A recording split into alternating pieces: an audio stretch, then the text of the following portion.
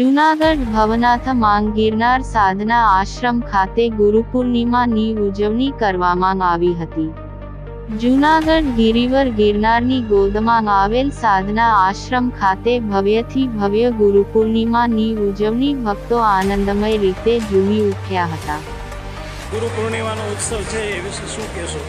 આજે આપણે અહીંયા ક્યાં ક્યાં પૂજન કરવામાં આવ્યું અને કઈ રીતનો ઉત્સવ મનાવવામાં આવ્યો?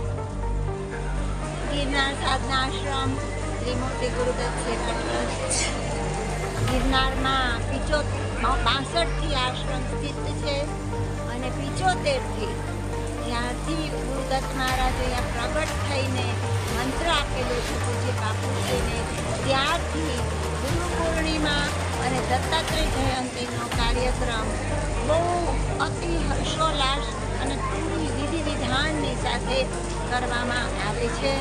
સવારમાં ગુરુદત્ત અને આ એક એવી જગ્યા છે કે અમારે ત્યાં વ્યક્તિ પૂજા નથી થતી, દત્તાત્રેય મહારાજ જ બધાના ગુરુ છે અને અમે માર્ગદર્શક તરીકે રહીએ છીએ બાપુશ્રીને અને દત્તા મહારાજને ગુરુ રૂપે અહીંયા સ્થાપિત થયેલા છે એટલે એમનું જ પાદુકા પૂજન પણ 2 વર્ષ પહેલાં પૂજ્ય બાપુશ્રીનું શરીર શાંત થયું તો એવો પણ દત્ત સ્વરૂપ જ હતા, તો આ વખતે એમનું પણ પાદુકા પૂજન થયું છે।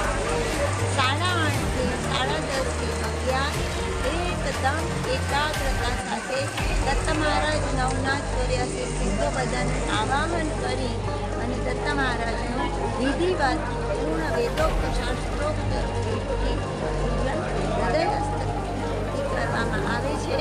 દેશ પરદેશથી ભારત વર્ષથી જૂનાગઢથી બધા જ લોકો અહીંયા આવે।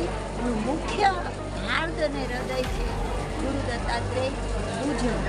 એના પછી ભોજન હોય છે, બહુ સારા અમદાવાદના કેટરરો સેવા આપે છે, તો બહુ સુંદર અતિ અદ્ભુત એવું સરસ મજાનું બધું લાવીને ભોજન આપે છે। પ્રસાદ ગુરુ મહારાજનો સરસ જ મજાનો હોય। આજ તો ઉત્સવ છે, આજ તો જન્મ છે અને અમારા જેવા સંતોનો તો પ્રાણ જ ગુરુ મહારાજ હોય છે। તો ગુરુ એટલે ગુરુ સિવાય આ જીવનના શ્વાસ પણ ન ચાલે એવું હૃદયથી એમના પર સમર્પણને પ્રેમ હોય છે। તો પછી બપોર પછી 4 વાગ્યાથી 8 વાગ્યા સુધી સત્સંગ, ધૂન અને ધ્યાન।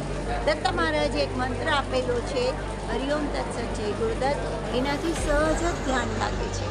તો એ શક્તિપાત ધ્યાન છે, એનાથી અનેકો કષ્ટ દૂર થાય છે, નેગેટિવનેસ દૂર થાય છે, લોકોને પોતાના ઇષ્ટના દર્શન થાય છે, શાંતિ મળે છે।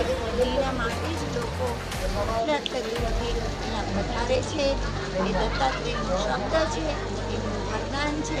એટલે શક્તિપાત ધ્યાન સવારે અને સાંજે બંને ટાઈમ અડધી કલાક મિનિમમ કરવામાં આવે છે।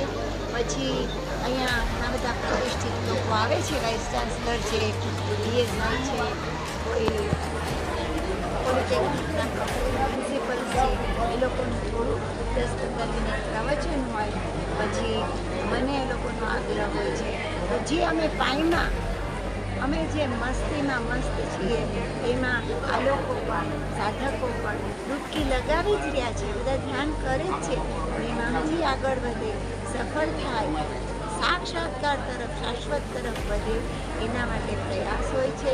આપ સૌ પણ આશ્રમ આવી શકો છો। હવે દત્તાત્રેય જયંતિ આવશે, જે કોઈ બી સાંભળે છે એકવાર લાભ લઈને જુઓ। ગિરનારમાં દત્તાત્રેય મહારાજ બિરાજે છે એ મારી જુવાનીથી અત્યાર સુધી મેં જાણ્યું છે, એ મારા ગુરુની કસમથી કહું છું, મેં અનુભવ કર્યો છે। અને ગિરનાર સાધના આશ્રમ ટ્રસ્ટમાં પૂજ્ય બાપુના તરફથી તેઓ પ્રગટ થયા છે। આવો તો જ ખબર પડે, માણો તો અનુભવ થાય। આવો આપણે બધા ગુરુ ભક્તિ કરીને આપણે ખબરને સાર્થક કરીએ। પ્રણામ, નમસ્કાર, હરિઓમ તત્સત, જય